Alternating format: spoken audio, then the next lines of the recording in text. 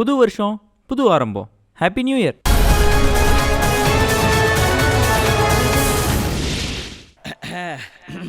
பேசிருங்க. வருஷத்தோட தொடக்கத்தில் நாமளும் ஃபிட் ஆகிறோன்னு சொல்லி போய் ஜிம்முக்கு ஃபீஸை கட்டிட்டு 2 நாளில் குவிட் பண்ணோம் ஜிம் ஃப்ரீக்குகளே. இந்த வருஷமாவது தமிழ் சினிமா 1000 கோடி அடிக்குமான்னு எதிர்பார்த்துட்டு இருக்கும் சினிமா ரசிகர்களே. கலர் கலராக பூ கட்டி இந்த வருஷமாவது கல்யாணமாகாதான் எதிர்பார்த்துட்டு இருக்கும் 90s கிட்ஸுகளே மற்றும் யூடியூப் வாசிகளே. உங்கள் அனைவரையும் வருக என வரவேற்பது சும்மா பேச்சு. தட்டுற தம்பி சப்ஸ்கிரைப் பட்டனை. நான் வீடியோவை போட்டுட்டேன், நீங்கள் என்ன சப்ஸ்கிரைப் பண்ணலையே?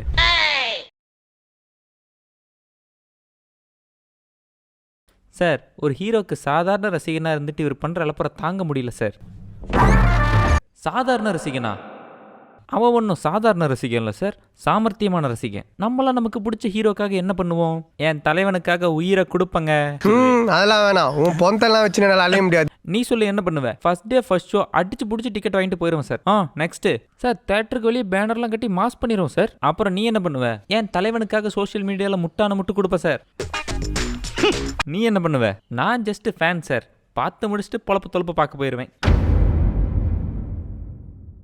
ஆனால் ஒரு ஃபேன் வந்துட்டு கரண்ட் அஃபேர்ஸ்னா அப்புறம் ஓடாது. நான் யூபிஎஸ் போட்டு ஒட்டிக்கிறேன்பா, நீ மூட்டு இருப்பா. ஆனால் ஒரு ஃபேன் தன்னோட ஹீரோவுக்காக 3 கோடி ரூபாவா அவருக்கு ஒரு பிரச்சனை என்னதும் காசை வாரி இறைச்சாரு. அப்படிப்பட்ட அந்த உத்தம ரசிகனை தான் நம்ம இந்த வீடியோவில் பார்க்க போகிறோம். ஆந்திரா கிங் தலுக்கா.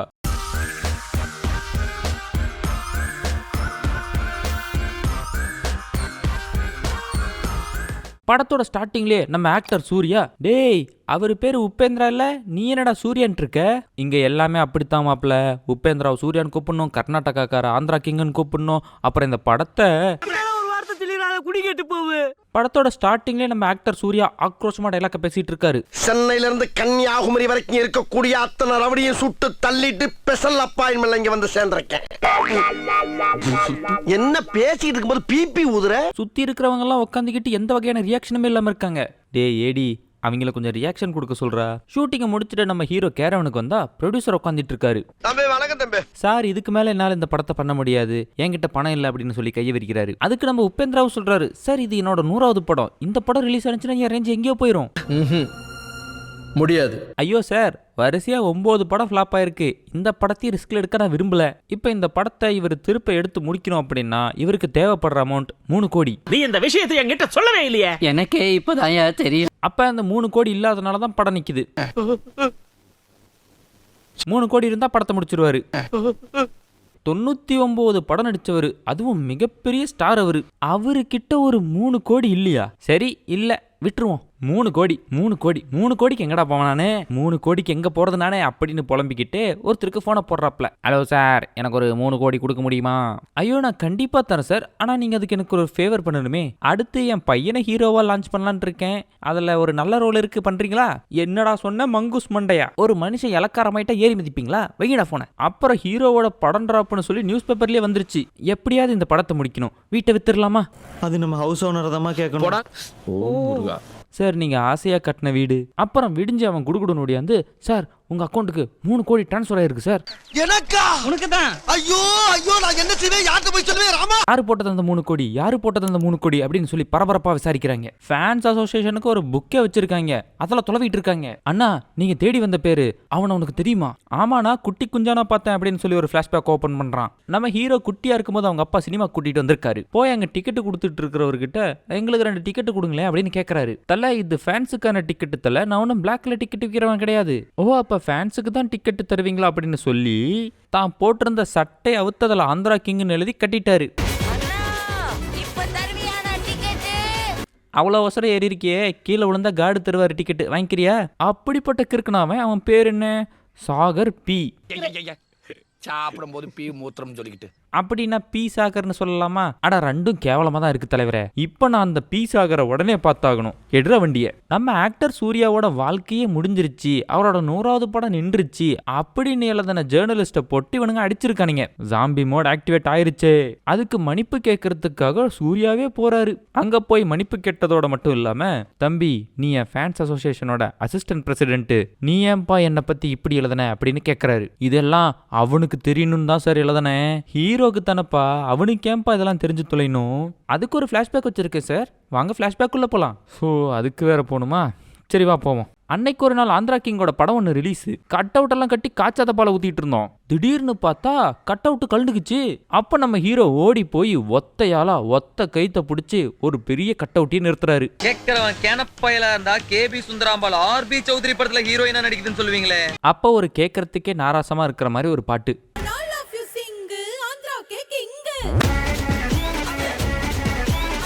டேய் இது அதுடா, எதுடா?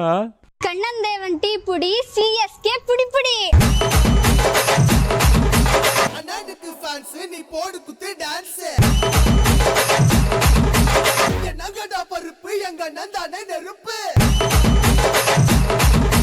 நல்ல கிளாமர் பாத்து புட்டா ஃபீவர்.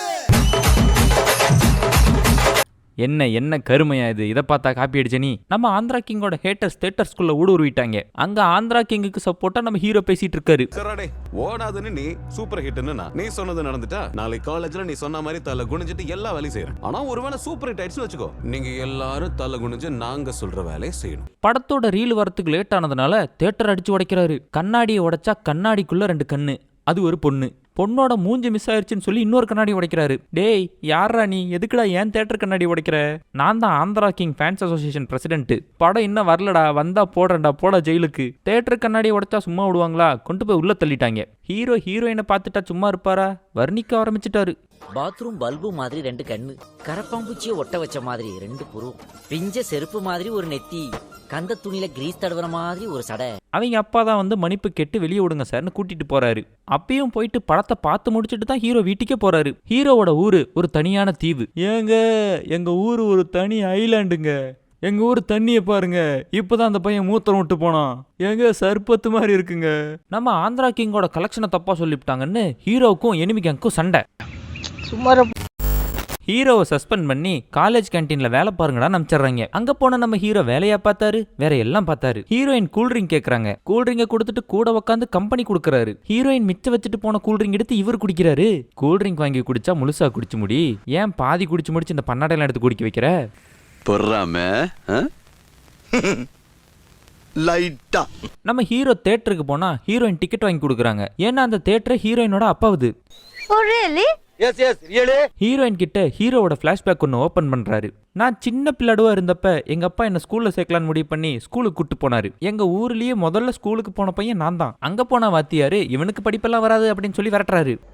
சொல்லி கொடுத்ததெல்லாம் மறந்துட்டியாடா நான் வீட்டுல போய் அப்பா வெளுக்கிறாரு. அந்த சமயத்துல தான் ஆந்திரா கிங் படத்தோட கேசட் எடுத்து போட்டு கேட்டேன். அந்த கேசட்டை கேட்டு மோட்டிவேஷன் ஆகி பல வித்தையை கத்துக்கிட்டு பள்ளிக்கூடத்துலயும் சொன்னேன். அந்த கர்மம் பிடிச்ச கதையை கேட்டதும் ஹீரோயினுக்கும் ஹீரோ மேல லவ் ஆயிருது. ஹீரோவோட ஊர்ல திருவிழான்னு சொல்லி அங்க போய் ரங்கராட்டனத்து மேல ஏறி உட்காந்து ப்ரப்போஸ பண்றாங்க. ஒரு நாள் இவங்க லவ் முத்தி போய் தேட்டர்ல ப்ரொஜெக்டர் ரூம்ல உட்காந்து படம் பார்த்துட்டு இருக்காங்க. அப்ப ஒரு சம்பவம்.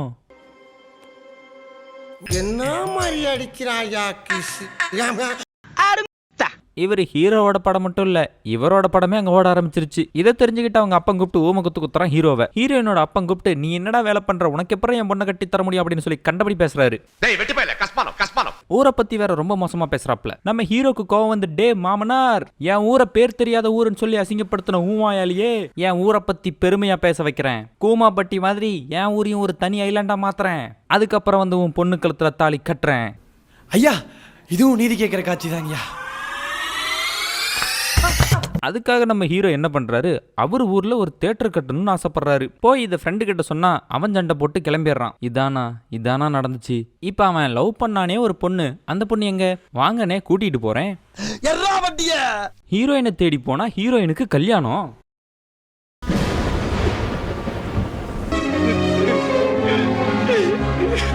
என்னம்மா நீ விருப்பம் இல்லாம கல்யாணம் பண்ணிக்கிறியாமா? கட்டாய கல்யாணம் பண்ணி வைக்கிறவங்க அப்பனை காது கடிச்சிடவா? இல்ல சார், நான் விருப்பத்தோட தான் கல்யாணம் பண்ணிக்கிறேன். அவன் என்ன காதலிச்சது மட்டும் தானே சார் இவன் உங்ககிட்ட சொன்னா? அவன் என்ன கழட்டி விட்டதை நான் உங்ககிட்ட சொல்றேன் சார். அட என்னம்மா நீங்க இங்கேயும் ஃபிளாஷ்பேக்கா? சரி சொல்லுங்கம்மா. இந்த சட்னி இல்லாத இட்லிக்கு எத்தனை ஃபிளாஷ்பேக் போவீங்க? நல்லா சவால் விட்டுட்டு போயிட்டு சரி ஒரு தேட்டர் கட்டுறதுக்கு எவ்வளோ ஆகும் அப்படின்னு சொல்லி குத்து மதிப்பா கணக்கை போட்டு பார்த்தோம். அப்படியே எங்க அப்பா 2,67,000 ஆகுதா? டேய் 2 கோடிடா. இவ்வளவு சீப்பாவா இருக்கும்? இந்த மாதிரி பிசினஸ் ஸ்டார்ட் பண்றவங்களாம் முதல்ல என்ன போய் கேட்பான்? பேங்க் லோன் தான் கேட்பான். பேங்க் மேனேஜர் என்ன சொல்லி அனுப்புவாரு? தர முடியாதுன்னு சொல்லி அனுப்புவாரு. அப்புறம் அவங்க அம்மா போட்டிருக்கிற 50,000 சீட்டில் ஒரு 42,000 எடுத்து ஊருக்குள்ளேயே குட்டிய ஒரு ப்ரொஜெக்டர்லாம் வச்சு தேட்டர் மாதிரி ரெடி பண்ணி ஓட்டுறாரு. மற்ற ஊர்ல இருந்தெல்லாம் அந்த ஊருக்கு படம் பார்க்கறதுக்கு ஓடியாராங்க. மக்களும் நல்லா செழிப்பாகிறாங்க. ஹீரோயின் இப்படித்தான் அந்த ஊருக்கு படம் பார்க்கலாம் அப்படின்னு சொல்லி வராங்க. ஏமா எங்கம்மா போற டிக்கெட் எடுக்காம வாமா வந்து டிக்கெட் எடுத்துட்டு போமா. இந்தாம்மா பெருசு யார்கிட்ட டிக்கெட் கேட்கற நீ? இந்த தேட்டர் ஓடுறது எனக்காக தான் தெரியுமா? இதெல்லாம் நம்ம எவ்வளவு படத்துல பார்த்துருப்போம். ஹீரோயின் ஹீரோவோட அப்பா அம்மா கிட்டே வந்து யாருன்னு தெரியாம லந்து கொடுத்துட்டு இருக்கோம். நல்லா சந்தோஷமா போயிட்டு இருந்த தேட்டர் நல்லா ஜாலியா போயிட்டு இருந்துச்சு. ஹீரோயின் வந்துட்டு போனுச்சா அவங்க அண்ணன் வந்து ஸ்கிரீனை கிழிச்சிடறான். சரி என்ன பண்ணிடா மறுபடியும் பெருசா தேட்டர் கட்டுறதுன்னு யோசிச்சா ஹீரோ மணல் விற்கிறாரு. மணல் வித்தே மகாலட்சுமி தேட்டர் கட்டிட்டாரு. தேட்டர் கட்டினா மட்டும் போதுமா? ஒரு புது படம் வந்துச்சுன்னா டிஸ்ட்ரிபியூஷன் வேணும்ல. அதுக்காக ஒருத்தர்கிட்ட போய் பேசுறாரு. எங்க ஹீரோ ரெக்கார்ட எங்க ஹீரோ வச்சு எப்படி பிரேக் பண்ணுங்கறத எங்களை விட வேற யாருக்கும் தெரியாது. அவரு நம்ம ஹீரோவை இன்னொருத்தர்கிட்ட கூட்டு போறாரு. அவங்க போனது யாருன்னு பார்த்தோமா நம்ம படத்துல ஹீரோ ஃபோன் பண்ணி ஒருத்தர்கிட்ட அமௌண்ட் கேட்டாருல்ல அவர்கிட்ட. அந்த சமயத்துல தான் ஃபோன் பண்ணி கேட்டுட்டு இருந்திருக்காரு அமௌண்ட்டை. நம்ம ஹீரோ அந்த இடத்துல கோவப்பட்டு ஏன் ஹீரோ உன் பையன் படத்துல சைட் ரோல் நடிக்கணுமா அப்படின்னு திட்டிப்பட்டு கிளம்பிடுறாரு. ஹீரோவோட மாமனார்கிட்டயே போயிட்டு நான் என் தேட்டரை எழுதி கொடுத்துட்றேன் எனக்கு 3 கோடி கொடுங்க அப்படின்னு சொல்லி 3 கோடி வாங்கிட்டு போய் அதைத்தான் அக்கௌண்ட்ல போட்டு விட்டு இருந்திருக்காரு. ஏண்டா ஒரு தேட்டர் ஓனர் அத்தராத்திரியில 3 கோடி ரெடி பண்ணி கொடுக்குறான்டா. அத்தா தண்டி ஹீரோ கிட்ட 3 கோடி இல்ல. எப்படி தேட்டர் ஓனர் கிட்ட 3 கோடி இருக்குதுடா, படம் நடிச்சவங்க கிட்ட 3 கோடி இல்லடா. சரி சரி நீ ஃபீல் பண்ணாது. என்ன சொல்ற? இங்க பாருங்க ஆந்திரா கிங் இப்பெல்லாம் பந்தாவா நிக்க கூடாது. அவரு கொடுத்த 3 கோடியில தான் உங்க பிரச்சனை தீர்ந்திருக்கு. கை கட்டி மரியாதை நில்லுங்க. புச்சக்கையில வீர வெங்கட சத்யநாராயண புருஷோத்தமன். யாரா இவன் இவ்வளவு பெரிய பேர் வச்சிருக்கான்? ஹீரோயினோட ஸ்கூல்ல உங்க அப்பா பேர் என்னமா அப்படின்னு கேட்டா சொல்லி முடிக்கிறதுக்குள்ள கிளாஸ் முடிஞ்சிடும் போல இருக்குதே. அப்புறம் ஹீரோயினை கூப்பிட்டுக்கிட்டு நம்ம படத்துல ஹீரோ கிளம்பிடுறாரு. படத்தோட ஹீரோவை தேடி அந்த மலையில அடிச்சு புடிச்சு போய் பார்த்தா நம்ம ஹீரோ தேட்டர்ல உட்காந்துட்டு இருக்காரு. 2 பேரும் மாறி மாறி புகழ்ந்துகிட்டு மோட்டிவேஷன் பண்ணிட்டு இருக்காங்க. வீடு அந்த கார் இன்னும் என்னெல்லாம் இருக்கோ எல்லாத்தையும் வித்துரு. நாம முதல்ல இருந்து ஆரம்பிக்க போறோம். இதைத்தானடா படத்தோட முதல்ல சொன்னீங்க. அதை அப்பயே பண்ணியிருந்தா இந்த கன்றாவிலாம் பார்த்துருக்கிற நிலைமை வருமா? நம்ம ஹீரோவும் ஹீரோயினை கட்டிக்கிட்டு சந்தோஷமா வாழ்றாரு. அவ்வளோதான், படம் முடிஞ்சுச்சு. அடுத்த வீடியோவில் வந்து பார்க்குறேன். சப்ஸ்கிரைப் பண்ணி வச்சுக்கோங்க.